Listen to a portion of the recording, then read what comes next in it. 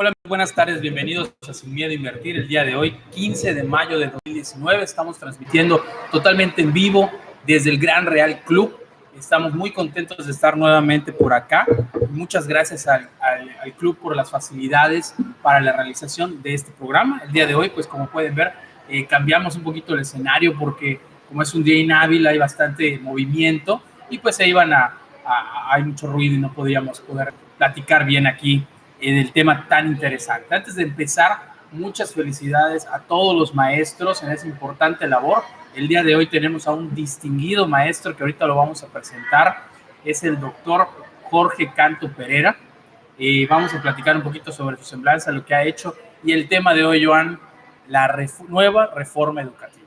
Buenas tardes, antes que nada, buenas tardes, Javier, buenas tardes, doctor. Es un tema muy interesante y bueno, quiero retomar lo que te habías comentado. Antes que nada, felicitar a todos los maestros que pues, prácticamente nosotros tuvimos en los años de escuela, grandes maestros que tuvimos, algunos que nos dejaron muchas buenas enseñanzas, a veces no de la mejor manera, pero a final de cuentas, excelentes maestros todos. Y bueno, ese es uno de los motivos por los cuales pues, podemos presumir que hemos hecho las cosas bien, gracias a los buenos maestros, ¿no? Así es, Joan, y pues tuvimos la dicha de pues, los tres compartir pues a la gran mayoría de los maestros durante nuestra educación allá en el Colegio Peninsular. Y pues bueno, nuevamente muchas felicidades a todos los maestros. El día de hoy quiero agradecer a Liz Figueroa por ayudarnos en los controles técnicos como cada miércoles. Y pues Joan, pues nuevamente aquí bienvenido aquí en nuestro programa que ya llevamos contigo 3 meses, ¿verdad? Ya 3 meses, estaba checando más, en febrero. ¿no? 4 meses, ¿no? 3. En febrero. Marzo, abril, mayo, 3 meses ya participando aquí, muy contento, la verdad que ha servido mucho, ha sido muy enriquecedor para poder conocer de muchos temas que he de decir que no dominaba, y bueno, la verdad es que muy contento y ojalá que sea para más tiempo, ¿no? No, hombre, aquí todo el tiempo que se pueda. Pues bueno, antes de empezar con el tema de hoy, pues vamos a platicar rápidamente de los temas que hemos visto durante esta semana que han platicado en los medios. Y bueno, tenemos que arrancarnos con la guerra comercial, ¿no? La guerra comercial entre China y Estados Unidos en estos últimos días estuvo a todo lo que dio. El día de hoy ha bajado un poquito y los mercados se han recuperado gracias a eso, porque han estado movidos estos últimos días, tras que la bolsa mexicana ya estaba golpeada. Esta guerra comercial está haciendo como el puntapié y sigue bajando. Todavía el día de hoy está bajando el 0.24%, mientras que los mercados americanos están ganando. En cuanto al peso, pues el peso sigue fortalecido, Joan. Seguimos viendo un superpeso. Algunos dicen que pues para todas las cosas que están pasando en el país, es muy sorpresivo que el tipo de cambio se esté manteniendo. Y para pues, dar un poquito de argumento sobre este peso que estamos viendo, me gustaría que recordáramos 2 cosas, ¿no? Que si bien es cierto que el nuevo régimen, lo que le llama el presidente la cuarta transformación, es un cambio importante lo que él planea hacer, también es cierto, y hay que decirlo, que él mantuvo la macroeconomía. Es decir, no hizo ningún cambio radical, la macroeconomía sigue estando estable, si bien es cierto, se han deteriorado algunos indicadores, pero seguimos con un país estable.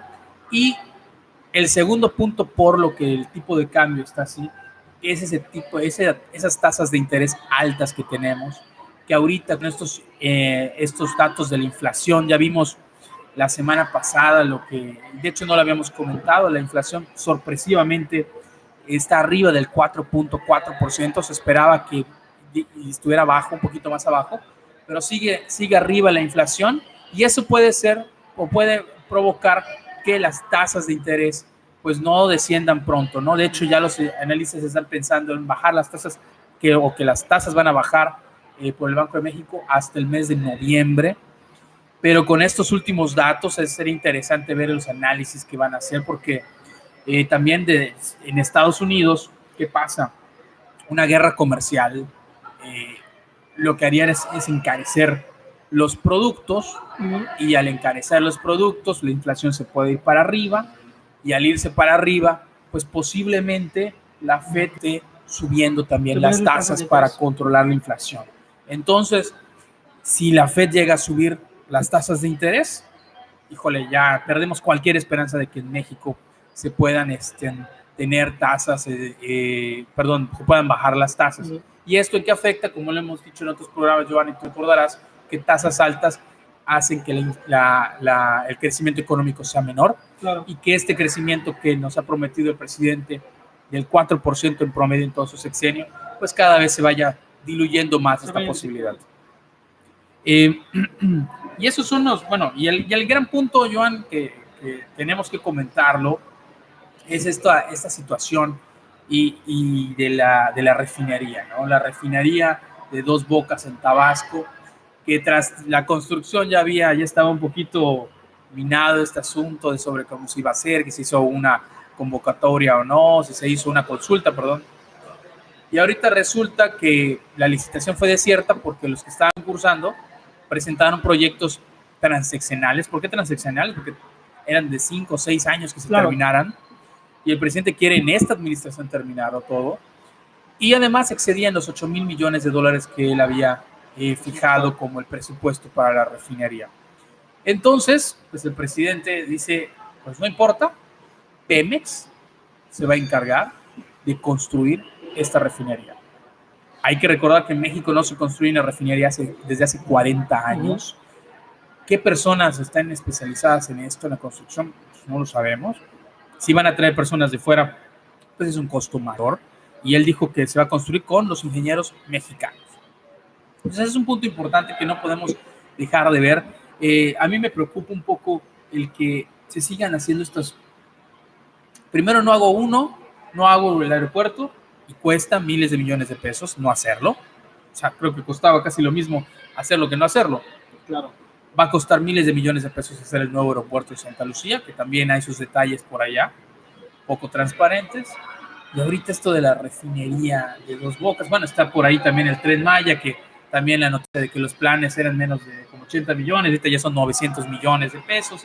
Entonces, empezamos a ver un despilfarro aparente, o por lo menos eso ya hay mucho en la opinión pública, de que se está gastando mucho dinero inútilmente, ¿no? Entonces, no sé, Joan, qué opinión tengas sobre esta parte. Estoy de acuerdo en lo que tú comentas. Vamos a tocar primero lo del aeropuerto. La percepción que estamos teniendo, Javier, doctor, es de que falta un poquito de planeación, un poco más de estructura.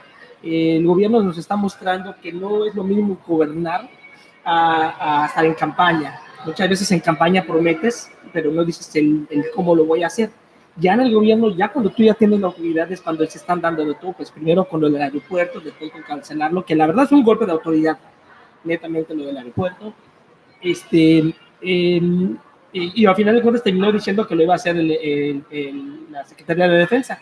Entonces, claro, la Secretaría de Defensa tiene ingenieros, tiene la gente que lo puede hacer, pero ¿qué pasó con una barra perimetral del viejo aeropuerto, del aeropuerto de Texcoco?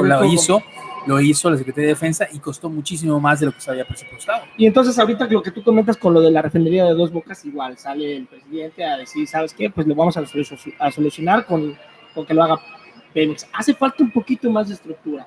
Digo, todavía le podemos dar el beneficio de la duda y se están agarrando de esa bandera de decir, llevamos poco tiempo, llevamos 5 meses, digo, vamos a ver. Yo creo que va a tener tarde o temprano que doblar las manos el presidente y tener que acceder a diferentes cosas cuando se dé cuenta de que no es lo mismo gobernar a estar en campaña, ¿no? A ser candidato, ¿no? Claro, y bueno, esto de la beneficio de la duda y que llevamos poco tiempo, pues cada vez se va a ir agotando más. Se va a ir agotando. Y entonces ya cuando llevemos 2 años, que solamente son 2 años, entonces esto realmente nos está costando. Sí, o sea, yo no sé si decir solamente son 5 meses como esperanzador, o como decir, chispas, si solo son 5 meses, ¿qué nos espera, no? Sí, no, a final de cuentas el tiempo sigue avanzando, doctor Javier. Y bueno, esto tarde o temprano le va a tener que estallar en la cara y va a tener que dar otro tipo de respuestas. Buenas tardes. Antes de que... A mí me preocupan 2 cosas, pero antes de que yo exponga mis preocupaciones... No, con todo gusto puedes participar también. Quiero felicitar a todos los maestros, 2 personas en especial. Mi tía Jenny, que hoy... no solo es su día del maestro, también cumpleaños. Y también quiero felicitar para mí, la que fue la mejor maestra, mi mamá. Que ustedes saben que ya no está con nosotros. Claro. Y que ahí arriba yo le mando todos los abrazos, todos los besos y todo el cariño. Claro que sí, claro que sí. Ahora sí, esos temas que ustedes tocan desconozco un poco, pero sí, ahorita que están comentando, me preocupa mucho dos cosas. Uno, la planeación. Claro, Nosotros a los docentes les pedimos que para que den una clase aprovechando todos los recursos, todas las técnicas, pues que planeen lo que van a hacer en el aula, ¿no?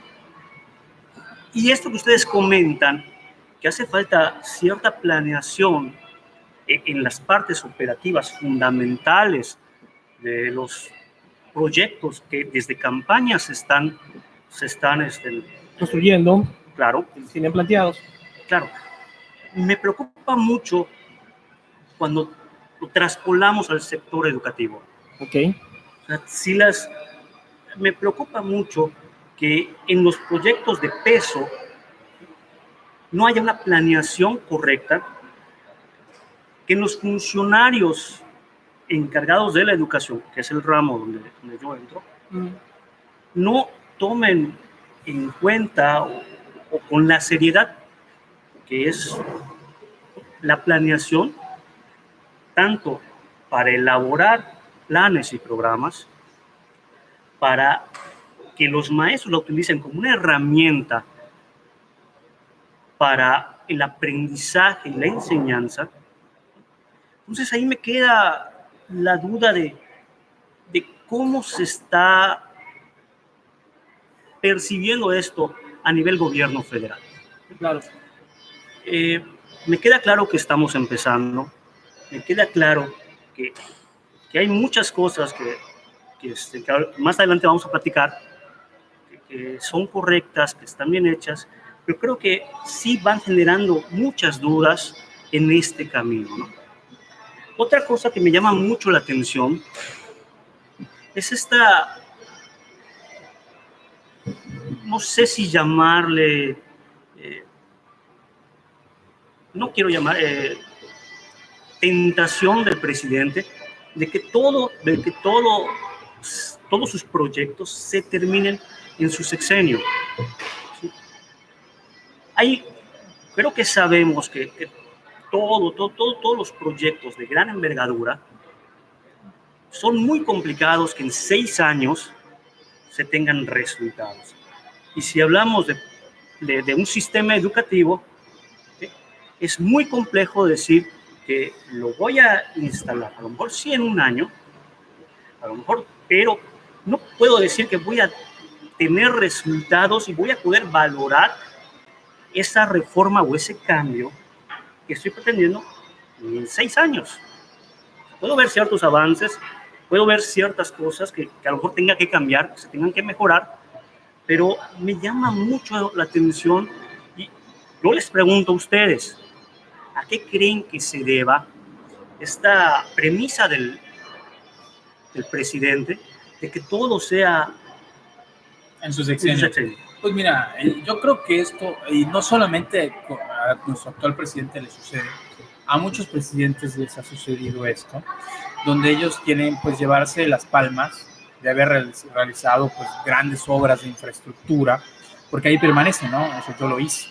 Eso lo podemos ver tanto a nivel federal con el presidente de la República, como con los gobernadores que tienen sus propias obras. Yo creo que habíamos dado un paso muy importante con el presidente Peña Nieto, que pues será calificado como sea, pero había pensado hacer un proyecto transeccional. O sea, él no iba a inaugurar, él sabía, no iba a inaugurar nunca ese aeropuerto, pero se atrevió a hacer esto. ¿Y qué pasa? ¿Qué nos sucede en México? Muy tristemente, se corta. Entonces yo creo que también es esa parte de los presidentes, dicen, es que qué tal si yo me arranco a hacer algo y el siguiente presidente no lo termina. Y por eso esos quieren terminar. En el caso de nuestro actual presidente, además, yo siento que es mucho, pues esa no sé si insatisfacción o esa forma de ser que tiene, de ser muy, ¿cómo les podré decir? De alguien que puede todo, porque así lo percibe, mucha gente no lo percibe ni siquiera como un presidente, sino como, valga la expresión, como un dios. Claro, sí, y de hecho en sus mítines se le acercaban y lo tocaban y con eso pensaban que iban a sanar, o sea, y él siento, ¿a quién se le puede? O sea, todos somos humanos. ¿Quién no puede perder el piso con eso, no? Que estés y que te toquen y te sientas, me vienen a tocar, ¿no? Entonces yo creo que un poquito va por allá, el presidente está tocado en esta parte y quiere, pues, él hacer todos los proyectos, inaugurarlos, y no va a haber ni uno solo que va a pasar después de su sexenio. No sé, Joan, ¿qué es lo que Mira, comentaron algo, doctor, comentó algo Javier también muy importante, y es el hecho de querer mostrar los resultados en el tiempo que tienen, ¿ok? Que prácticamente en 6 años lo tienen que hacer, ¿ok? Entendemos el hecho de que si no les da ese tiempo, puede pasar lo que ha estado pasando y lo que está haciendo ahorita el presidente, ¿ok? Lo simplemente agarro y con un golpe de autoridad tiro el proyecto. Y como ustedes bien comentan, no solo pasa a nivel presidencia, pasa a nivel gobernatura. Si no terminan ese proyecto y cambia la administración de partido, simplemente lo que procuran, y hay que decirlo, hay que ser francos, es mantener el poder, porque saben que el lapso es de 6 años, pero no quieren nada más tener los 6 años, que están buscando que el próximo año sea otro bloque con su mismo paquete de personas, válgase la expresión, y por eso en algún momento cortan esos procesos. Entonces, si se entró al partido del color azul y no terminaron, pues para mí, que yo ya soy de otro color, es más muy fácil tirar ese proyecto y simplemente, aunque el proyecto esté bien estructurado, le voy a buscar un pero, lo voy a votar. Esa es la urgencia en algún momento para poder terminar este tipo de proyectos, ¿no? Pues bueno, pues yo creo que ya no le dedicamos más tiempo a esto del presidente. Y es que mira, Javi, perdón, es que mira, va junto con pegado, porque volvemos a lo mismo, con la reforma educativa, y ahorita me va a platicar el doctor respecto a ello. Sí. Digo, lo que tú ya comentabas, el presidente Peña arranca una reforma que a final de cuentas no va a haber los cambios, y usted me va a decir después si estoy bien o estoy mal. Digo, no va a haber los resultados, los beneficios en el corto plazo, ¿eh? Digo, pero si ya estamos arrancando en el proceso y lo volvemos a cortar de golpe. Y volvemos a empezar. Y volvemos a comenzar. Eso nos ha pasado muchísimas ocasiones. De que se vuelve a comenzar, y se vuelve a comenzar, y se vuelve a comenzar. No hay continuidad. Y bueno, no sé si le parece, doctor, si te parece, Javier, vamos a comenzar con el tema, con el antecedente. Antes, vamos nada más, sí me gustaría mandar saludos, bueno, a los que nos están mandando saludos. Carlos García, muchas gracias por estarnos viendo, dice que sea excelente tema. También Shurja Contreras dice que es el mejor docente el que tenemos aquí, sí lo sabemos. Sí, claro, puros especialistas aquí en el programa. Muchas gracias por estarnos viendo. Y bueno, pues vamos a empezar con este tema sumamente importante y que pues está prácticamente ahí nos va a platicar el doctor en cómo está ahorita actualmente el estatus en las cámaras. Bueno, pues tenemos con nosotros al doctor Jorge Alfredo Canto Pereira. Él es asesor técnico pedagógico, ha sido docente de secundaria, docente de nivel medio superior, ha sido asesor pedagógico del Departamento de Desarrollo Educativo de Secundarias y también asesor pedagógico de la Mesa Técnica de Secundarias y evaluador del Ceneval, entre otras cosas. Y además de todo eso, pues es un gran amigo, tanto de Joan como mío, donde nos conocemos de hace muchos años, y es un verdadero gusto, Jorge, tenerte por acá. Muchas gracias, Javier. Muchas gracias, Joan. Oye, pues para empezar ya a entrar en el tema, doctor, quería que nos platicara un poco de este antecedente, de dónde tiene este origen de la reforma educativa. Sabemos que no comienza en el 2012, se empieza a escuchar un poco ya con mayor fuerza y se empieza a poner un poquito más de hincapié en el 2012, a raíz de que entra el presidente Peña Nieto, pero sabemos que esto tiene un antecedente. ¿Cuáles son las bases para poder empezar a tocar este tema de la reforma educativa, doctor? Bien, es muy interesante hablar de los antecedentes de esta reforma, porque eso nos da idea de qué es lo que se está tomando de algunas, qué es lo realmente nuevo, lo novedoso. Y sí, yo quisiera hacer mención, obviamente, el antecedente de la reforma 2019 del presidente Andrés Manuel López Obrador, es la RIEP, la Reforma Integral de Educación Básica, que no le podemos dar una fecha exacta porque en media superior y en preescolar empieza en 2004, primaria en 2009, secundaria 2006, entonces tiene diferentes fechas, claro. Diferentes fechas, creo que comparte 2 sexenios, el del presidente Fox, el del presidente Calderón. Claro. Pero es muy interesante. Es una reforma completamente educativa ¿sí? Da un cambio, un giro impresionante a la educación. Y lo primero que trata de hacer esta reforma es articular a la educación básica. Okay. ¿Sí? Antes de esta reforma, los contenidos de preescolar, de primaria, de secundaria, no estaban articulados. Entonces podíamos ver un tema en la primaria y a lo mejor lo repetíamos en la secundaria. Claro. ¿Sí? Entonces, lo que intenta esta reforma es decir, bueno, vamos a poner desde el preescolar hasta la secundaria un caminito para que el alumno vaya aprendiendo de manera gradual. Correcto. Esto implica un desarrollo curricular, una nueva manera de enseñar, ¿sí? Pero lo más importante que trae esta reforma es que busca que los egresados alcancen estándares de desempeño. Estamos hablando de las reformas del 2000 al 2009, 2010. Ese es el antecedente, claro. La reforma antes de la reforma de Peña Nieto. Correcto. Y quiero aclarar que esta reforma todavía sigue vigente.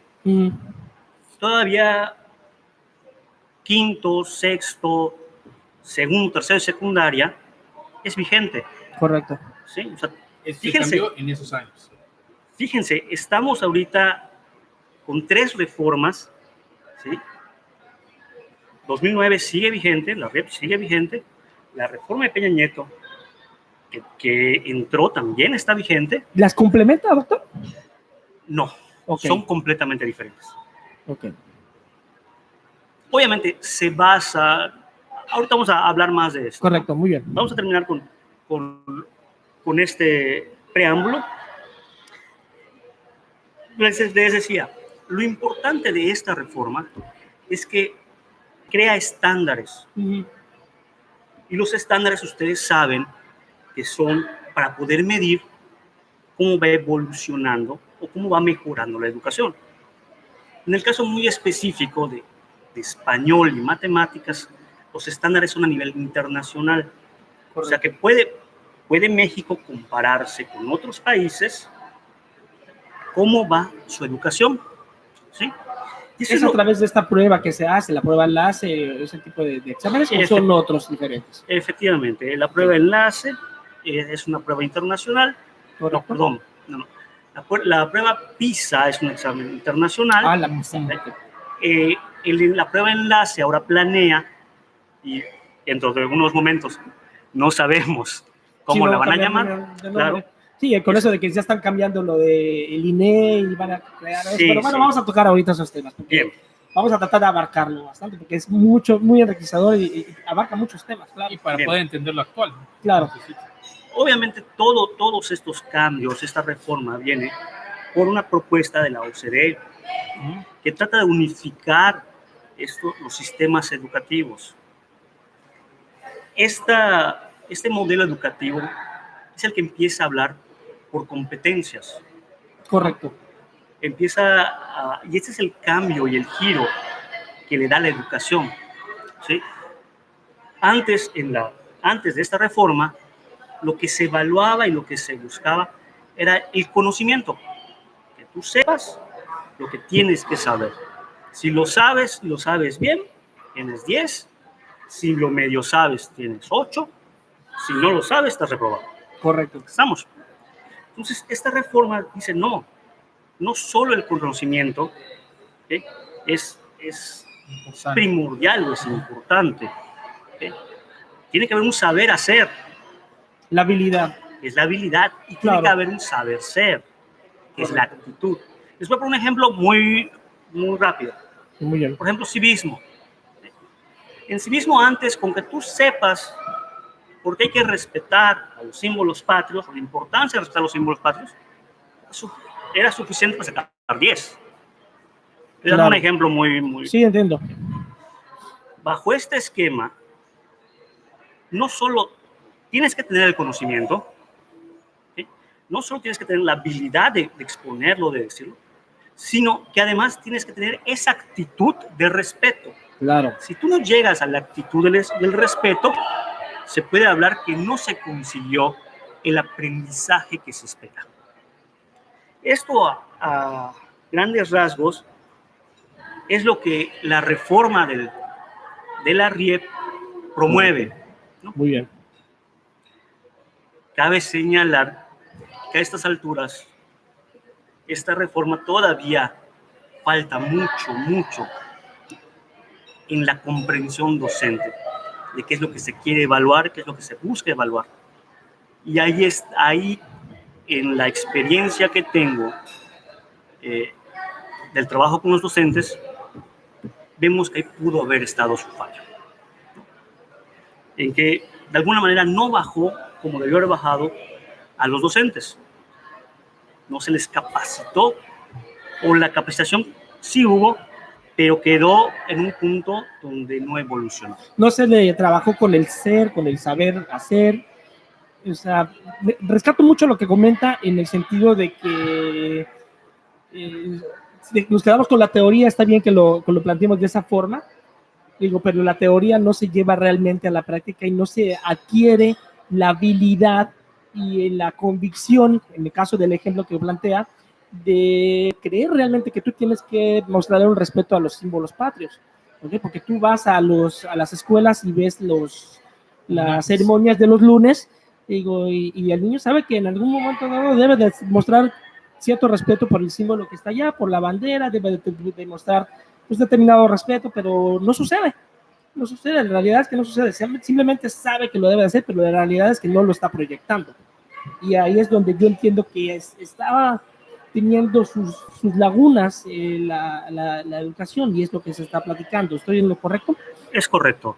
Pongo un ejemplo más para cerrar la reforma, y miren, yo puedo agarrar el instructivo de un vehículo, ¿sí? Lo puedo leer completamente, y cuando yo cierro el instructivo, yo puedo decir, ya sé manejar. Correcto. Pero qué diferente es cuando me subo al vehículo, Correcto. lo enciendo y salgo a la carretera. No, primero ahora ya ni siquiera sabes encenderlo muy bien, así es con botón, si es con ya. Claro. O sea, a eso va esta reforma, de que no solo es necesario para estas generaciones que estudiaron, no es solo necesario tener el conocimiento, sino saber qué hacer con él. Y eso para mí es muy interesante y cambia todo, desde la forma de cómo se percibe la práctica docente y la evaluación. Fíjense, ustedes se acuerdan que nosotros cada final de mes teníamos una prueba escrita, un examen mensual. Sí, claro. ¿Sí?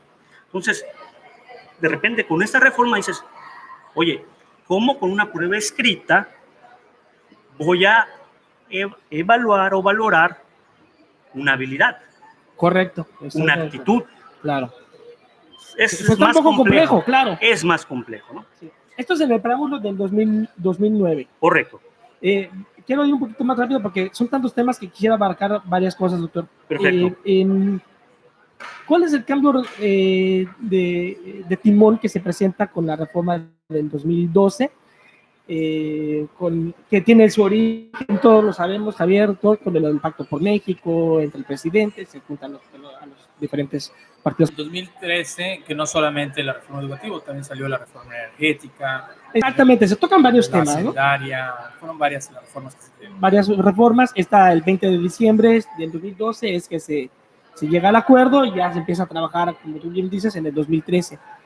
¿Cuál es el golpe de timón que se da con la reforma del 2012? Una vez que ya hemos tocado el tema de antecedentes del 2009, del 2006, del 2004. Esa es la pregunta que podemos arrancar. Bien.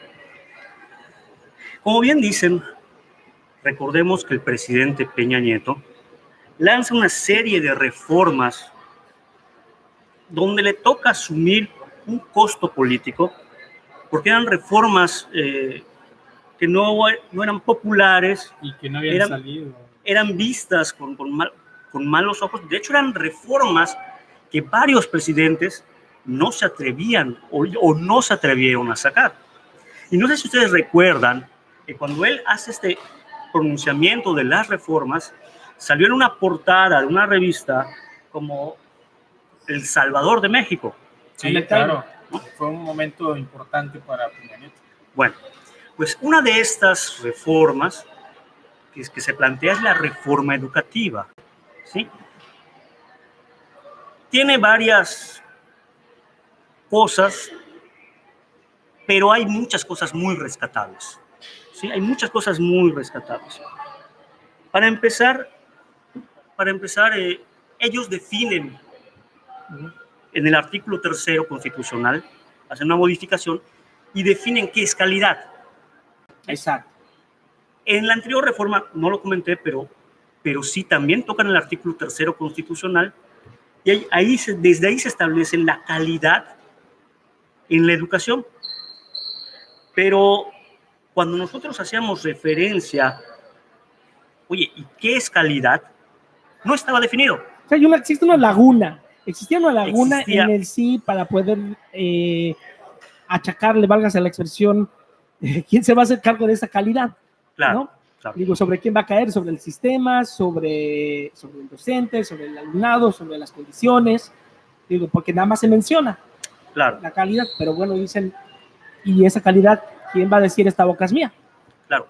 En este caso, la visión del gobierno, y la definen muy bien en el artículo 3 constitucional, donde dicen que el gobierno, el Estado, se encargará en procurar la idoneidad de los docentes. Y aquí viene todo este relajo de que el docente tiene que presentar una evaluación, tiene que demostrar que es idóneo para ingresar a un sistema de educación, para promocionarse. Y aquí es donde se empieza a mover el tapete a muchos personajes educativos.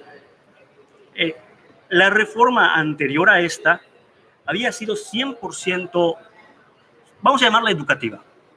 Yo a esta reforma igual la llamo educativa, pero la anterior no había observado. Perdón, y ahorita vamos a hablar por qué más adelante la llaman la mal llamada reforma educativa, ¿no? Porque tiene, hay que decirlo, doctor, tiene unos puntos ahí laborales también. Se criticó mucho que fue realmente una reforma laboral más que una reforma educativa, ¿no? Sí, y a eso voy, porque como tú bien comentas, se plantea la evaluación del docente, digo, pero el término muy conocido que a través de una evaluación punitiva, ¿okay? Que es castigadora, que si no cumples con los requisitos, pues te dan el apretón de manos y bueno, pues las personas que siguen, ¿no? Claro.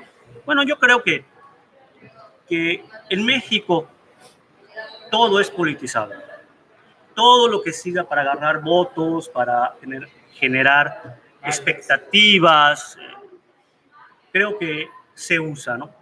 Para bien o para mal, así pasa en nuestro país. El magisterio obviamente representa, pues obviamente, mucho poder, ¿no?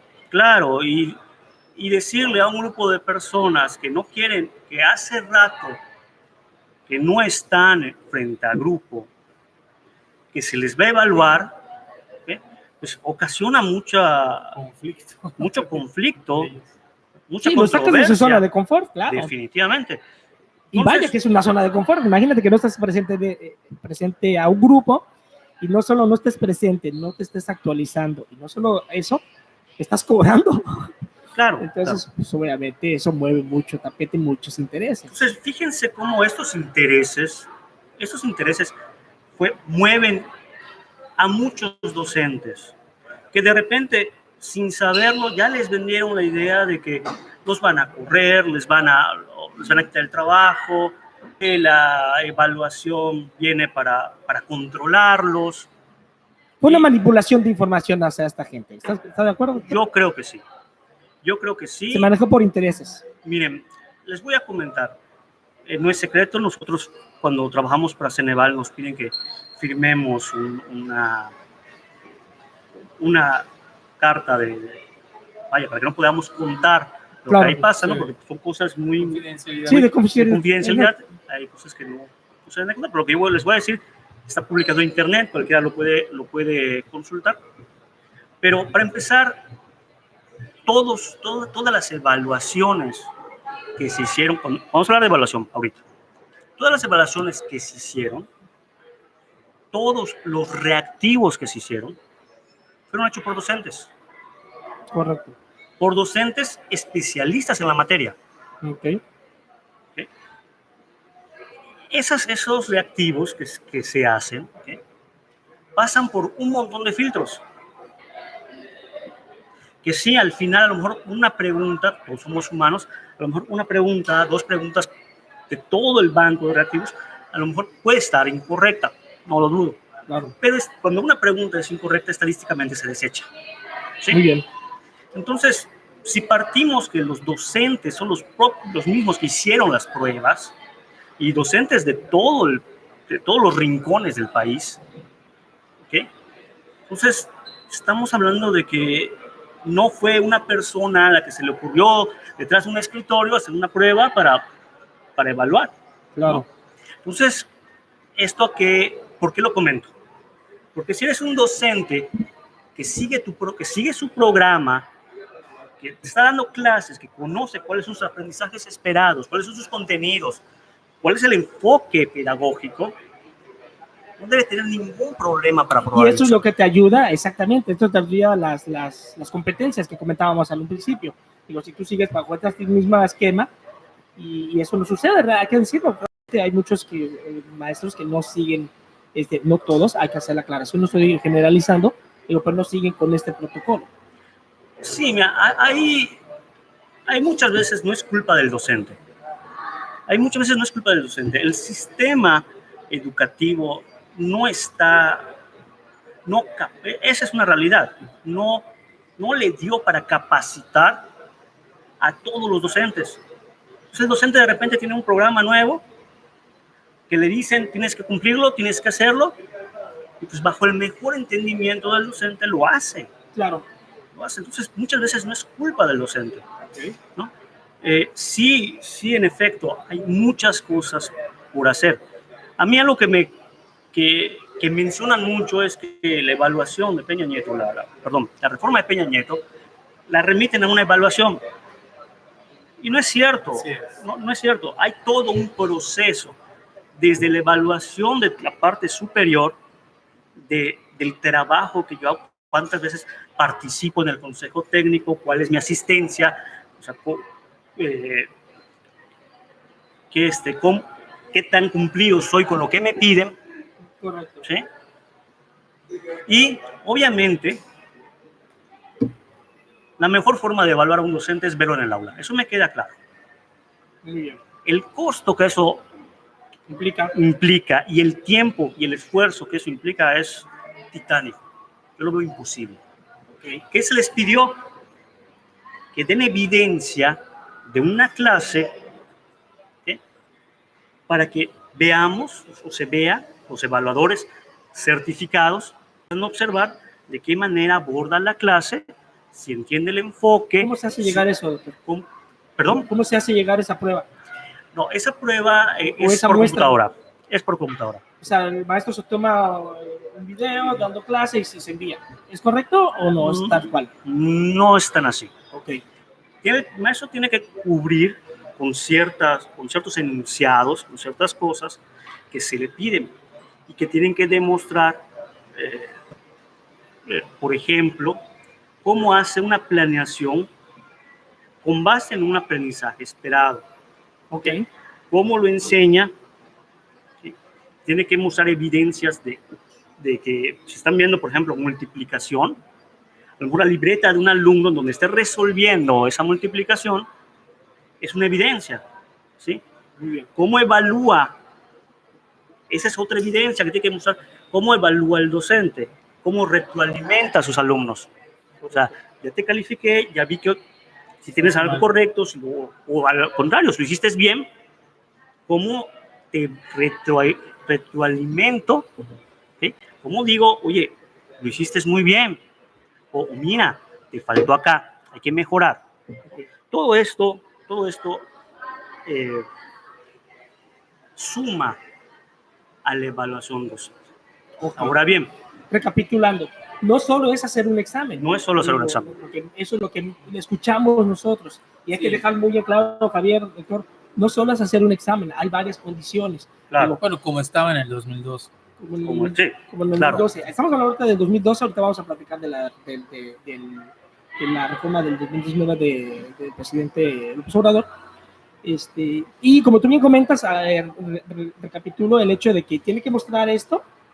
Muchas veces no se dan las condiciones, no todo es culpa del docente. Claro. Digo, insistimos, algunos no planean, digo, pero hacia eso la unamos, que no están las condiciones para poder presentarse. A veces hay escuelas que nada más les dan el plan para poder presentar el examen enlace. Hay pruebas que hay maestros, yo he escuchado a maestros que dicen, oye, nos obligan a dar este curso rápido porque tenemos que cumplir con el programa. Digo, pero no nos estamos enfocando en lo que tú muy bien comentas, en el sentido de que no estamos dando nada más la teoría y los estamos pasando así con una capita para que nada más tengan el conocimiento, pero no están adquiriendo las habilidades. Y eso son una serie de cosas que se le va contando al maestro porque le pides que enseñe habilidades, que enseñe conocimiento, que enseñe actitudes. Digo, y aparte, métele el programa que lo recapitule en determinado tiempo. Y aparte, vete a presentar el examen, obviamente